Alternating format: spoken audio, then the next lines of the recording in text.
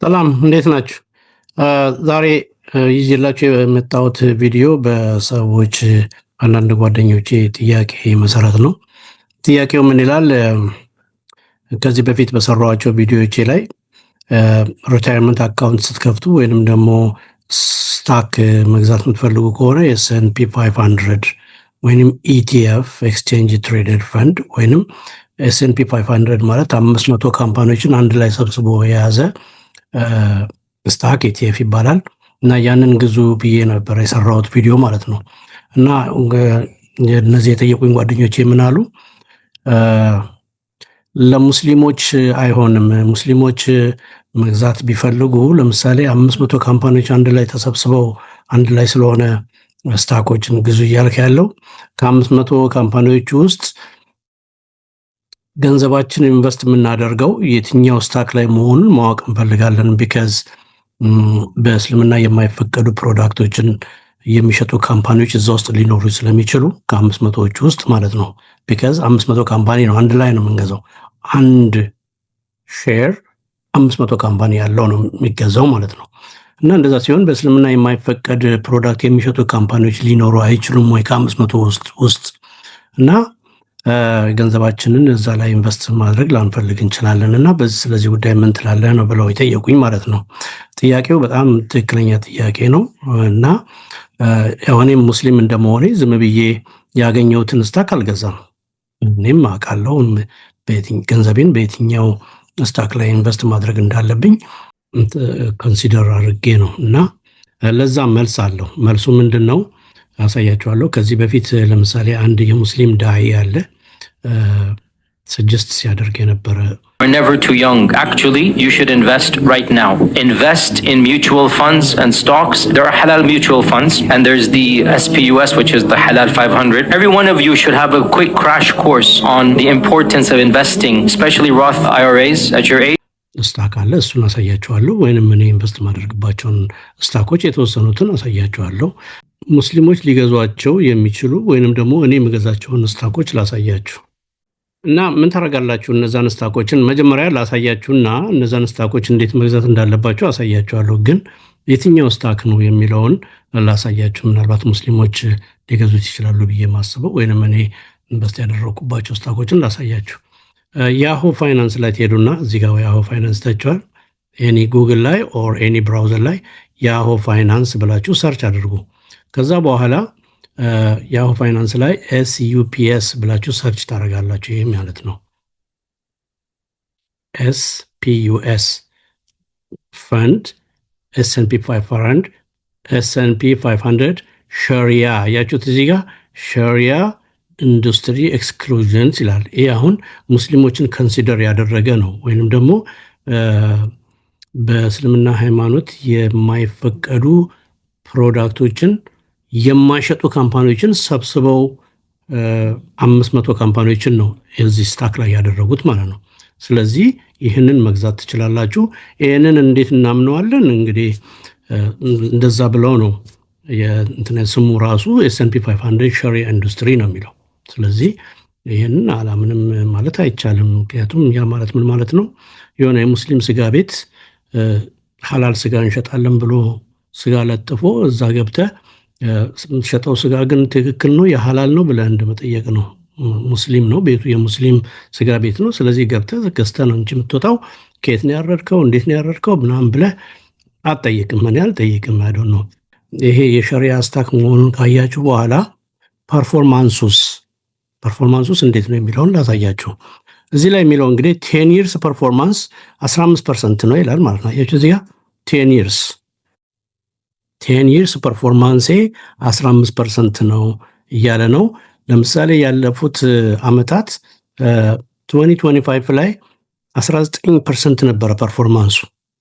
ኦልሞስት 20% 1975% ነበረ ፐርፎርማንሱ ወይንም ደግሞ የኢንቨስትመንት 20% አድጎ ነበረ ማለት ነው።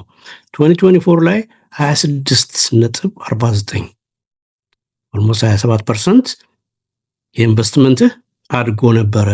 2023 ላይ 34%፣ በዚህ ሁሉ ዓመት አንዴ ነው የወረደው 2022 ማለት ነው። ይሄ 2022 ሁሉም ስታኮች በአንድ ጊዜ የወረዱበት ዓመተ ምህረት ነው። ሪዝን አለው።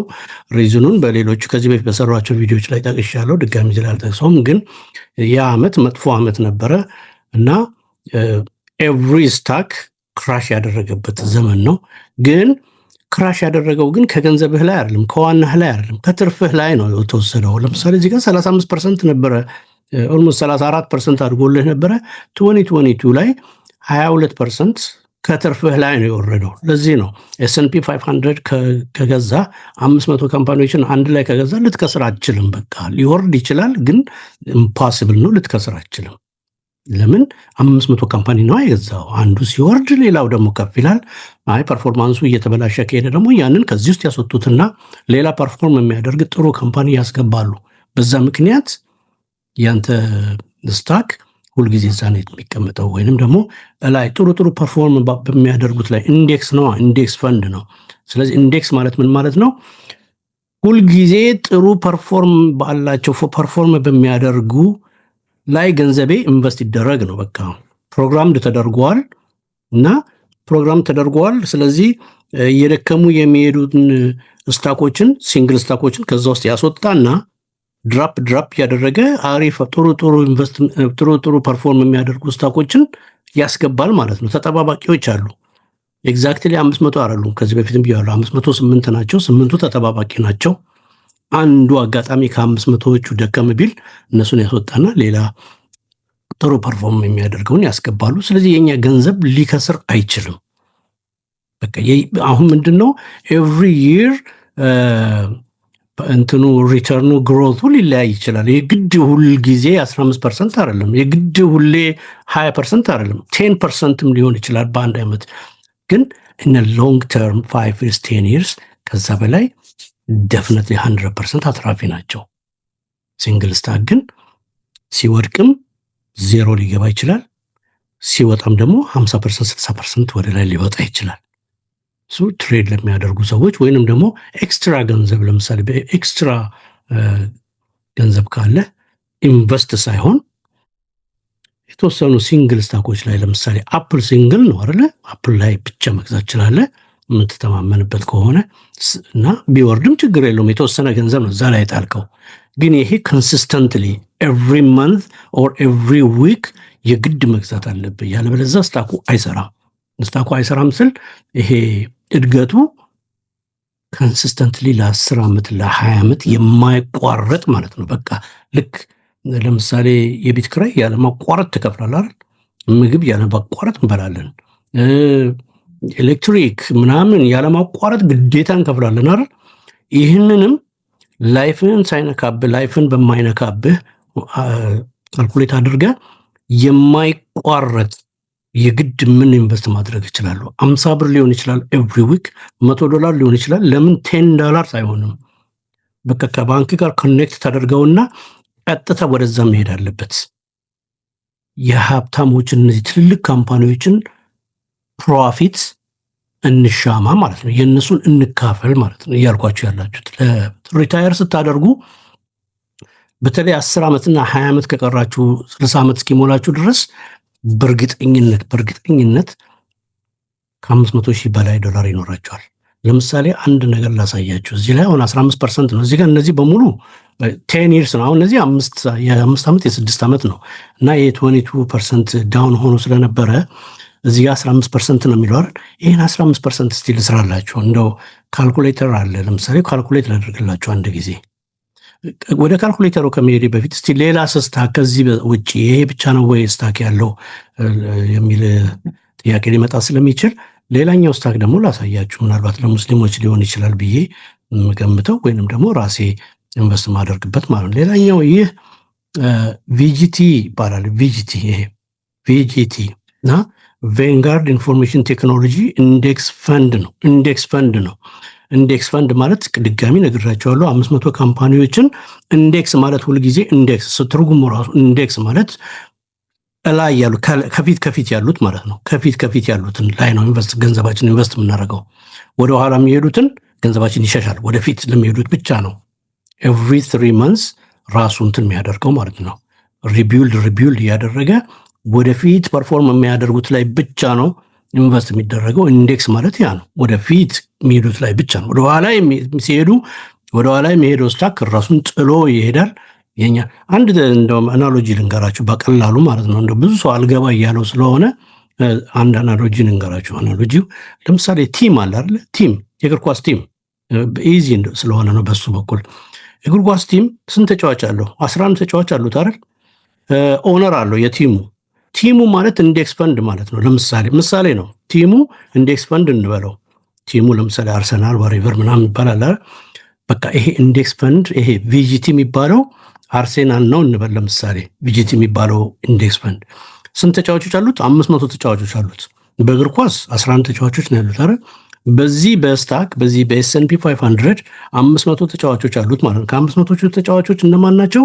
እነ ቴስላ፣ አፕል፣ ጉግል፣ ማይክሮሶፍት፣ ኤንቪዲያ እነሱ በሙሉ ተደምረው 500 ተጫዋቾች ናቸው ማለት ነው። የቲሙ ስም ማን ነው?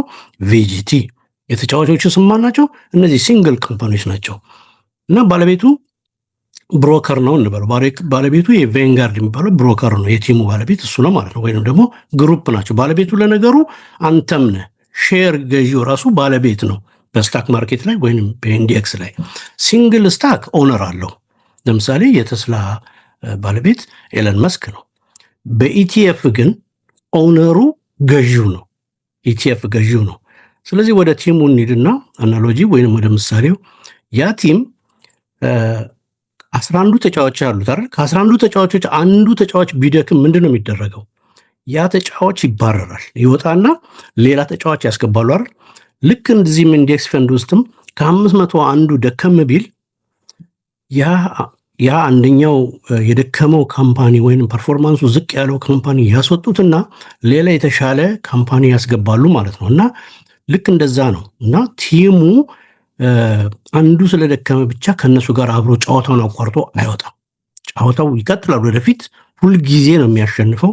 አንድ ጊዜ በስንት ዓመት በ5 ዓመት በ10 ዓመት ምናምን አንድ ጊዜ ምናልባት ለምሳሌ በሀገር በመጣ ችግር ወይ ትልቅ ጦርነት ከተጀመረ የሆነ ነገር ከተፈጠረ ሁሉም ሊሸነፍ ይችላል ያ ክለብ። ወይንም ደግሞ የሆነ ዌዘር መጥፎ ነገር ከሆነ ምናምን ሊሸነፍ ይችላል። ሁልጊዜ ግን ያሸንፋል። ተሸነፈ ማለት ግን ሊቀንስ ይችላል ማለት ነው። ስታክ ለምሳሌ 2022 ላይ ቀነሰ ያልኳችሁ ለዚህ ነው። እዚህ ጋር 2022 ላይ የቀነሰበት ጊዜ ነበር። የዛን ጊዜ ምክንያት አለ። በዛ ምክንያት ቀንሶ ነበር ለአንድ ዓመት። ግን ሁል ጊዜ አሸናፊ ነው። የግድ አሸናፊ ናቸው። እና ልክ እንደ በእግር ኳስ ይዩት 500 ተጫዋቾች አሉት እና ቲሙ ቪጂቲ ይባላል። ለምሳሌ አንደኛው ብዙ ቲሞች አሉ ማለት ነው። ወይንም ብዙ ኢቲኤፎች አሉ። ከነዛ ውስጥ አንዱ ቪጂቲ ነው። ይሄ ሙስሊሞች ሊገዙት ይችላሉ ብዬ የማስበው በምን ምክንያት ነው? እነዚህ 500 ካምፓኒዎች በሙሉ ቴክኖሎጂ ካምፓኒ ብቻ ነው፣ ቴክ ካምፓኒ ብቻ ነው የሰበሰበው። አሁን ይሄ ስሙ ራሱ ቬንጋርድ ኢንፎርሜሽን ቴክኖሎጂ ኢንዴክስ ፈንድ ነው። እና ለምሳሌ የተወሰኑትን ስማቸውን ላሳያችሁ።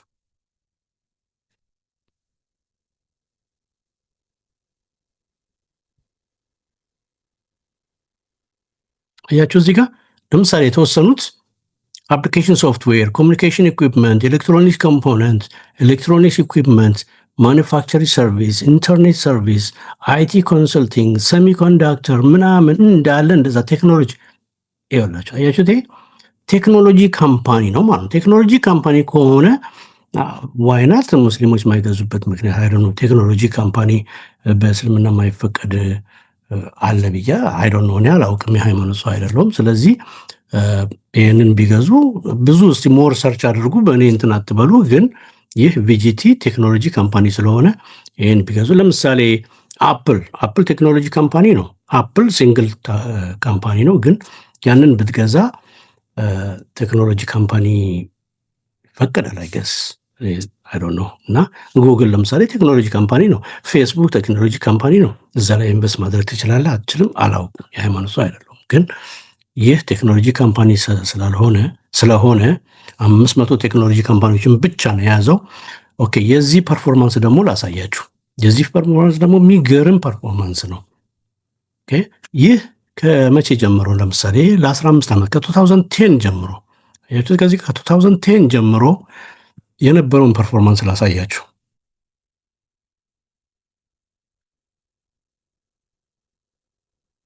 ይህ 2025 ላስት ይር 21% ነው የነበረው ላስት ይር። ከዛ በፊት 29%፣ ከዛ በፊት 52%። ኦኬ ኦልሞስት ሃፍ ማለት ነው በዛ ዓመት ያደገው ማለት ነው።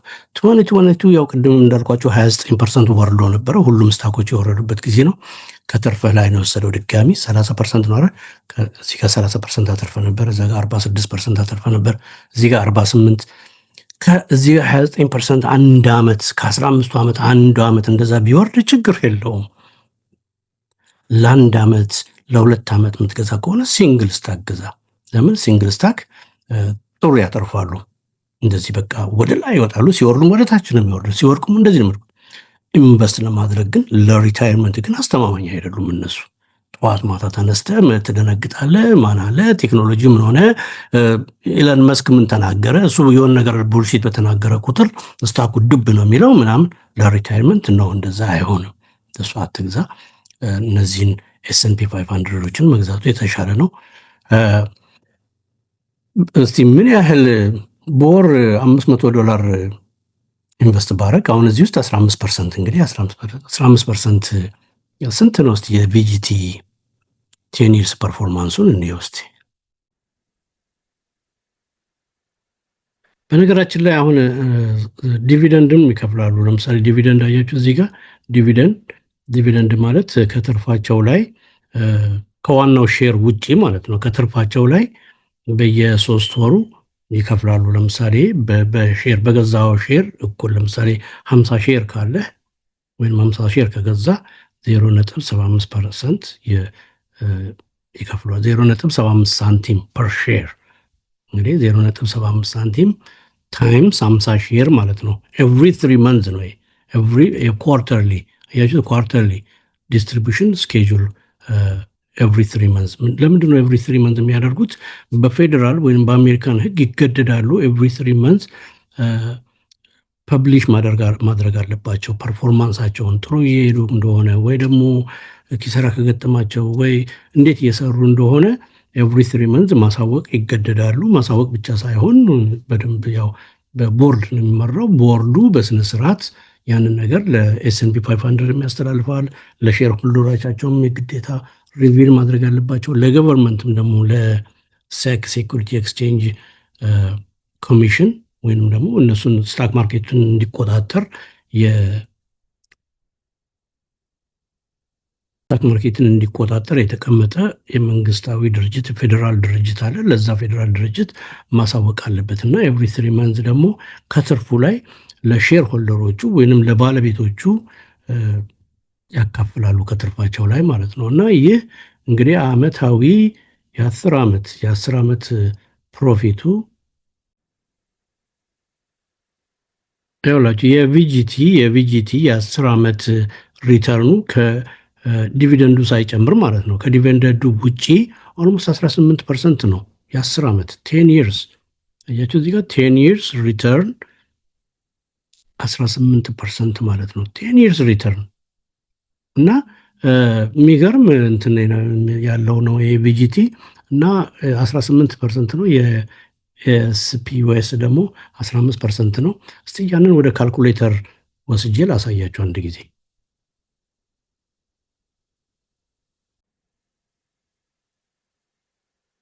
ይሄ ኢንቨስትመንት ካልኩሌተር ነው እና ኢንቨስትመንት ካልኩሌተር ነው፣ ሌላ ምንም ነገር አይደለም።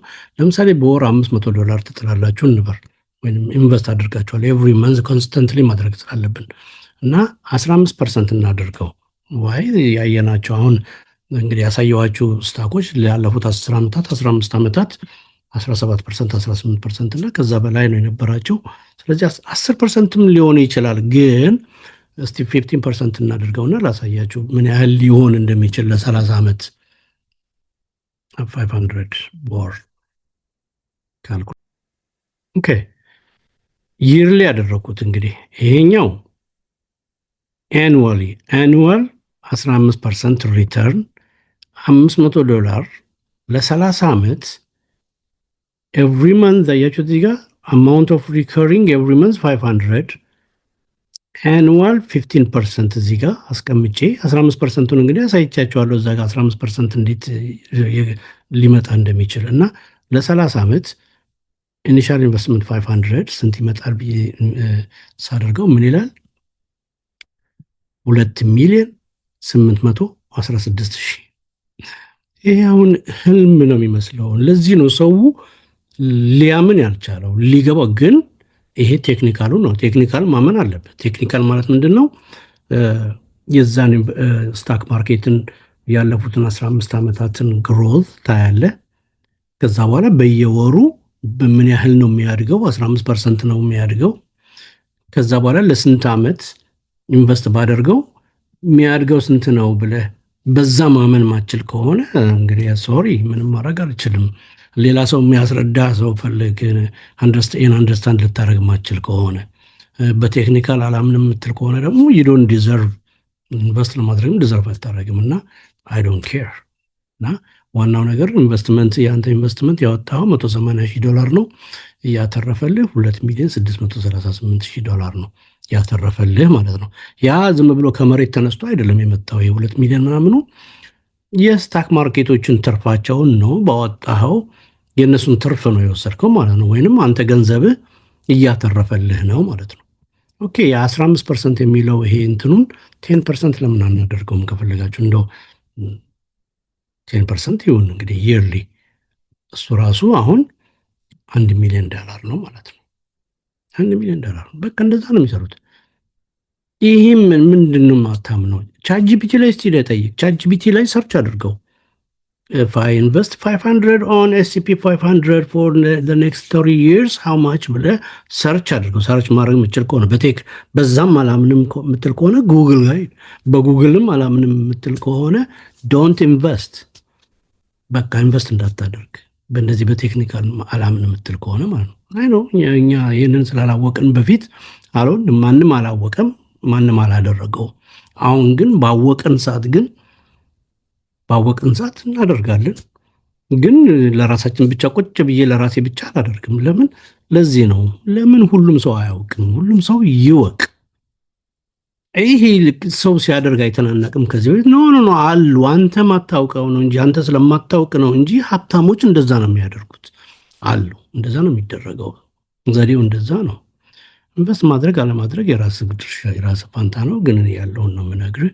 እና በመጨረሻ አንድ ነገር ማሳያችሁ ምንድነው? እሺ እንዴት ነው የምንገዛው? የት ነው የምንገዛው? እንዴት ነው የምንገዛው የሚለው ብሮከር ጋር ነው የምትሄዱት። ብሮከር ማለት ምንድነው? ከዚህ በፊት የነበሩ ቪዲዮችን ካላያችሁ እዛ ላይ ሄዳችሁ ማየት ትችላላችሁ። ብሮከር ማለት ለምሳሌ ይሄ ፊደሊቲ የሚባለው ብሮከር ነው። እዛ ነው የምትገዛው። ልክ እንደ ባንክ ነው። በመንግስት ሬጉሌት የተደረጉ ትልቅ ብሮከሮች ናቸው። እነሱ ጋር ትሄድና ይህን ፊደሊቲ የሚለውን ሰርች አድርግ። ብዙ ናቸው፣ ግን የኔ ብሮከር ይሄ ነው፣ ፊደሊቲ ነው። እና ይህን ጉግል ላይ ሄደ ፊደሊቲ ሰርች ታደረግና ላይ ትመጣና እዚህ ጋር ኦፕን አካውንት ነው የምትለው። ይህን ኦፕን አካውንት ትላለ። እንደዚህ ይመጣል። ልክ እንደዚህ ሲመጣ ይሄ ፔጅ ይመጣል እና ሪታይርመንት IRA ነው ወይስ ብሮከሬጅ አካውንት የምትከፍለው? ምንድን ነው የምትከፍተው? ምን መክፈት ፈለግ ብሎ ይጠይቃል። ሪታይርመንት አካውንት ነው አሁን ክፈቱ ብዬ የምለው መጀመሪያ። ምክንያቱም ትርፍ ኤክስትራ ገንዘብ ካለ በሲንግል ስታኮችን መግዛት ትችላለህ። ሲንግል ስታኮች ኤክስትራ ገንዘብ ግን አሁን ዋናው ስለ ሪታይርመንት ነው የምናወራው፣ ስለ IRA ነው የምናወራው። ኢንዲቪጁዋል ሪታይርመንት አካውንት ነው አሁን የነገርኳቸው ያላት እና ይህንን IRA ወይንም ሪታይርመንት አካውንት የሚለውን እሱን ፕሬስ ታደርጋለህ። ከዛ እንደዚህ ሲመጣ 3 አይነት አማራጮች ያመጣልሃል። ሮልኦቨር ነው፣ ሮት IRA ነው፣ ትራዲሽናል IRA ነው። የትኛውን የምትፈልገው ይለዋል። ልዩነቱም አሁንም ድጋሚ ከዚህ በፊት ተናግሬዋለሁ በሌሎች ቪዲዮዎች። ሮልኦቨር ማለት ከሌላ 401k ከነበረ የሆነ ካምፓኒ ውስጥ እየሰራ 401k ከነበረ ያን ካምፓኒ ስትለቅ እዛ ካምፓኒ የነበረን 401k ካምፓኒ ማች ያደርግልህ የነበረውን 401k ያን ካምፓኒ ስትለቅ ወደ ራስ ትራንስፈር ስታደርገው ሮልኦቨር ይባላል። ይሄ ሮት IRA ማለት አሁን ታክስ ትከፍላለህ። እድሜ 59.5 ሲሞላ ግን ታክስ አትከፍልም። ያደገው በሙሉ የራስህ ነው ማለት ነው። የሚያድገው ኢንቨስት የሚደረገው ገንዘብ በሙሉ ታክስ አትከፍልም። በቃ እድሜ 59.5 ሲሞላ ማውጣት ትችላለህ። የሚያድገው በሙሉ የራስ ነው። ትራዲሽናል IRA ማለት ምን ማለት ነው? አሁን አልከፍልም ታክስ አሁን አልክፈል ሳወጣው ግን ወይንም እድሜ ሳወጣው ስል የገንዘቡ የዛኔም እኮ እድሜ 59.5 ቢሆንም እኮ ገንዘቡ ማውጣት የለብህም። እዛው ነው መተው ያለብህ። የሚያስፈልግን ገንዘብ ግን ማውጣት ትችላለህ። እድሜ 59.5 ሲሞላ ገንዘብ በማወጣ ሰዓት የዛኔ እከፍላለሁ አሁን ይደግልኝ ብለህ የምትል ከሆነ ይህንን ነው የምትከፍተው ማለት ነው። እኔ እንደ አድቫይስ ንገረኝ ካላችሁኝ እድሜያችሁ ከ50 በላይ ከሆነ ጊዜ የላችሁም። ጊዜ ስለሌላችሁ ትራዲሽናል IRAውን ክፈቱ።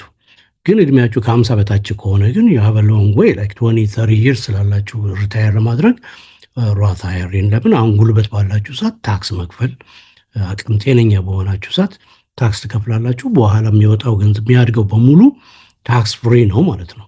እና ሁለቱም ይሄም this is my favorite actually mine is this Roth IRA እና እሱ ነው እና እሱን መክፈት ትችላላችሁ። ከዛ ይሄን ክሊክ ስታደርጉ ወደ በቃ ልክ እንደ ባንክ አካውንት እንደመክፈት ነው። በጣም ሲምፕል ነው። ትራንስፈር ነው የምታደርጉት እና እስቲ ትንሽ ላሳያችሁ ነው። ኦኬ እና ይህንን ለምሳሌ ክሊክ ታደርጋላችሁ ማለት ነው። ክሊክ ስታደርጉ ወዴት እንደሚወስዳችሁ ላሳያችሁ እና ሌትስ ኦፕን ዩር ሮት IRA ይላል። አር ዩ ኦልሬዲ የፊደሊቲ ከስተመር? እኔ የስ ነው የምለው፣ እናንተ ግን ኖ ነው የምትሉት ለመጀመሪያ ጊዜያችሁ ከሆነ። ግን እኔ ወደዛ እንዲወስደኝ እኔ የስ ልበለውና ፕረስ ላድርግ። ከዛ ኦፕኒንግ አካውንት ቴክስት ጀስት አ ፊው ሚኒትስ ይላል። ኦኬ ባንካችን ኮኔክት ካደረጋችሁ በኋላ አሁን ከዛ መግዛት ነው ማለት ነው። ስትገዙ እንዴት ነው የምትገዙት? እዚህ ጋር ትመጡና ድጋሚ ትሬድ የሚለውን ይህም ፕረስ ታደርጋላችሁ ለመግዛት ማለት ነው። ከዛ እዚህ ጋር አንድ ነገር ላሳያችሁ ፈልጌ ነው።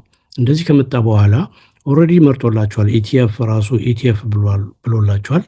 ስለዚህ ምንድን ነው የምታደርጉት? ይሄ እንዳለ ይሁን፣ ግን እዚህ ጋር አካውንቱን ቅድም ክሬት ያደረጋችሁት አካውንት ስላለ ይህን አንዱን ትመርጣላችሁ። ይሄ እኔ ለምሳሌ ይህን ብመርጥ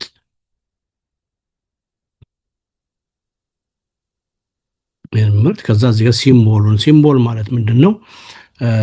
ቅድም አሁን ቪጂቲ ብያቸዋለሁ፣ ስፔስ ብያቸዋለሁ። እነሱ ምህጻረ ቃል ናቸው፣ ወይንም ቲከር ነው የሚባሉት፣ ወይንም ሲምቦል ይባላሉ። ለምሳሌ ቅድም ሸሪያ ስታክ ይላል ያልኳችሁን እሱን አሁን ስፔስ ብላችሁ ሰርች ስታደርጉ እንደዚህ ያመጣላችኋል። ሁለት አይነት ነው። እናንተ ይሄኛውን የመጀመሪያውን SP ፈንድ ኦር S&P 500 ሸሪያ ኢንዱስትሪ እሱን ፕረስ ታደርጋላችሁ ማለት ነው። ከዛ እዚህ ጋር አንድ ነገር መናገር የፈለጉት ኦልሬዲ አካውንቱ ገብቶላችኋል። ኦልሬዲ ሲምቦሉ ገብቷል። አክሽን የሚለው አያችሁት? እዚህ ጋር የአክሽን የሚለውን ይህን ባይ ትሉታላችሁ ማለት ነው እየገዛችሁ ስለሆነ። ከዛ ይሄን ታይም ኢንፎርስ ተውት፣ እሱን ምንም ችግር የለውም፣ እዛው ነው መተው ያለባችሁ። አሁን የአንዱ ሼር ዋጋ 51 ብር ከ46 ነው በዛሬ ቀን በአሁኑ ሰዓት። አሁን ይህን ቪዲዮ የምሰራበት ሰዓት $51 ከ46 ሳንቲም ነው የአንዱ ዋጋ። ስለዚህ ለምሳሌ $500 የምትገዙ ከሆነ ለ51 ታካፍሉታላችሁ። ወይም ደግሞ እዚህ ጋር ትመጡና ኳንቲቲ ሼር ሳይሆን ዶላር የሚለውን ፕረስ ታደርጉታላችሁ። ከዛ እዚህ ጋር 500 ትጽፋላችሁ ማለት ነው። ሜክ ሹር እዚህ ጋር ዶላር የሚለው ሼር ከሆነ ኤግዛክት አማውንት መሆን ስላለበት ማለት ነው። ለምሳሌ ዋን ሼር ይህን ሼር አድርጌ ይህን ሼር ላድርገውና ይህን ዋን ብለው ሃቭ ቱ ፔይ ኤግዛክትሊ 51 ከ46 ኤግዛክት መሆን አለበት። ግን እንደዛ ከሚሆን ይህን ሼር ሳይሆን ዶላር ትሉትና ይህንን የፈለጋችሁት የ1000 ብርም የ50 ብርም የ1 ብርም መግዛት ትችላላችሁ። ችግር የለውም። ምክንያቱም የዚህ $51 የአንድ ሼር ነው። አሁን $51 1 ሼር ነው ብያችኋለሁ። ግማሽ ሼር መግዛት ትችላላችሁ። ሩብ ሼር መግዛት ትችላላችሁ። 2 ሼር 3 ሼር እንደዛ መግዛት ስለሚችሉ ስለዚህ እዚህ ጋር ገንዘቡን ዝም ብላችሁ 500 ብትሉት በቃ ቢያንስ ስንት ሼር ገዛችሁ ማለት ነው። ለ51 ብር ብታካፍሉት ያንን ታውቃላችሁ ማለት ነው። እና እዚህ ጋር ኦርደር ታይፕ ማርኬት አድርጉት። ለምን እዚህ ሊሚት ከሆነ ከዚህ በታች ሲቀንስ ወይንም በሚቀንስ ሰዓት ጠብቀ ያን ያህል ሲደርስ ግዛልኝ ማለት ነው ሊሚት።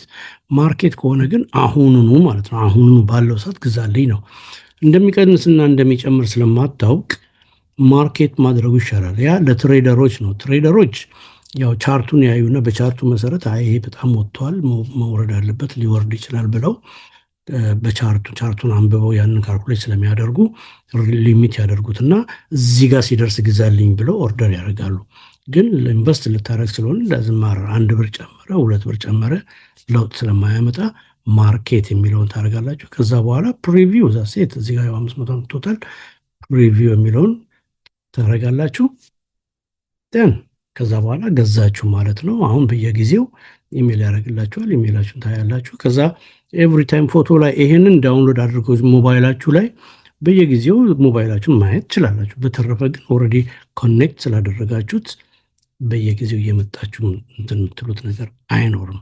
የሆነው እንግዲህ የመቻችሁ ቪዲዮ እንዲረዝም አልፈለኩም ነበረ፣ ግን ሁሉንም ግልጽ ላደርግላችሁ ብዬ ነው። ለማንኛውም ሰላማችሁ ይብዛ ባይ